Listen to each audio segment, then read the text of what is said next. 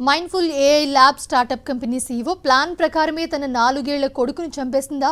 పెళ్లైన 9 ఏళ్లకు పుట్టిన కొడుకును ఎందుకు చంపేసింది? విద్యావంతురాలే కాదు, అంతకు మించి ఒక కంపెనీకి సీఈఓగా ఉన్న సుచనా సేత్ లేక పుట్టిన కొడుకుని ఎందుకు చంపుకోవాల్సి వచ్చింది? ఈ ప్రశ్నలన్నింటికీ సమాధానం రాబట్టే పనిలో ఉన్నారు గోవా పోలీసులు. నిన్న మపూసా కోర్టులో హాజరుపరిచిన పోలీసులు ప్రస్తుతం ఆమెను విచారించే పనిలో పడ్డారు. ప్రాథమిక విచారణలో అయితే భార్యాభర్తల మధ్య గొడవలే చిన్నారి హత్యకు కారణంగా పోలీసులు భావించారు. పశ్చిమ బెంగాల్కు చెందిన సుచనా సేత్ 2010లో కేరళకు చెందిన వ్యక్తిని పెళ్లి చేసుకుంది. 9 ఏళ్ల తర్వాత కుమారుడు జన్మించాడు. ఆ తర్వాత భార్యాభర్తల మధ్య గొడవలు మొదలయ్యాయి. 2020లో దంపతులిద్దరూ కోర్టు నుంచి అనుమతి తీసుకుని దూరంగా ఉంటున్నారు. ప్రతి ఆదివారం కుమారునితో కాసేపు తండ్రి గడిపేవాడు. ఇది ఏమాత్రం ఇష్టం లేని సుచనా సేత్ భర్తపై ప్రతీకారం తీర్చుకోవాలనుకుంది. ఆ క్రమంలోనే కొడుకును చంపేసి ఉంటుందని తెలుస్తోంది. నిందితురాలు ఉన్న సర్వీస్ అపార్ట్మెంట్ ఫ్లాట్లో చిన్నపిల్లల దగ్గుమందు బాటిళ్లు కనిపించడంతో ఆ కోణంలోనూ కూడా పోలీసులు విచారిస్తూ ఉన్నారు. అయితే డోస్కు మించి పిల్లాడికి సిరప్ తాగించి ఆ తర్వాత దిండు లేదంటే టవల్తో నొక్కి పిల్లాడిని హతమార్చి ఉంటుందని పోలీసులు భావిస్తూ ఉన్నారు.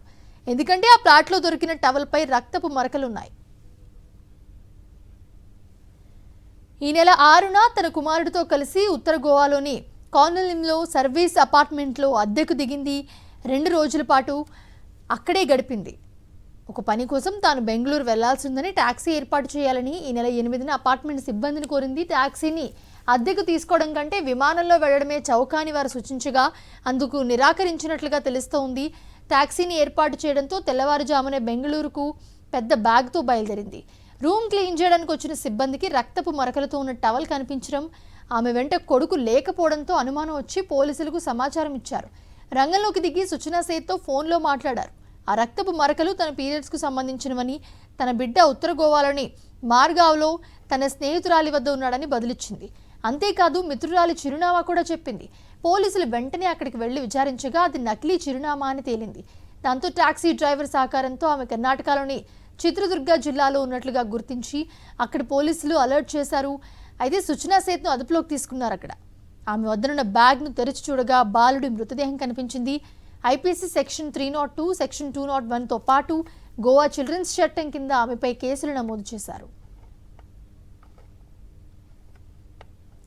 ఫిజిక్స్లో మాస్టర్ డిగ్రీ, ఆస్ట్రోఫిజిక్స్తో పాటు ప్లాస్మా ఫిజికల్స్లోనూ కూడా సుచనా సేత్కి నైపుణ్యం ఉంది. సంస్కృతంలో పీజీ చేసినట్లుగా తెలుస్తోంది. ఆ తర్వాత ఆర్టిఫిషియల్ ఇంటెలిజెన్స్, డేటా సైంటిస్ట్గా కూడా ఉంది. ఈ క్రమంలోనే 2020లో మైండ్ఫుల్ ఏఐ ల్యాబ్ అనే స్టార్టప్ కంపెనీని స్థాపించి సీఈఓగా ఉంది.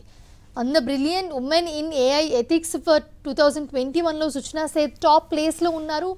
అంతటి ప్రతిభావంతురాలైన సుచనా ఇప్పుడు కన్న కొడుకును చంపేసిన కేసులో పోలీసులు విచారణ ఎదుర్కొంటుంది.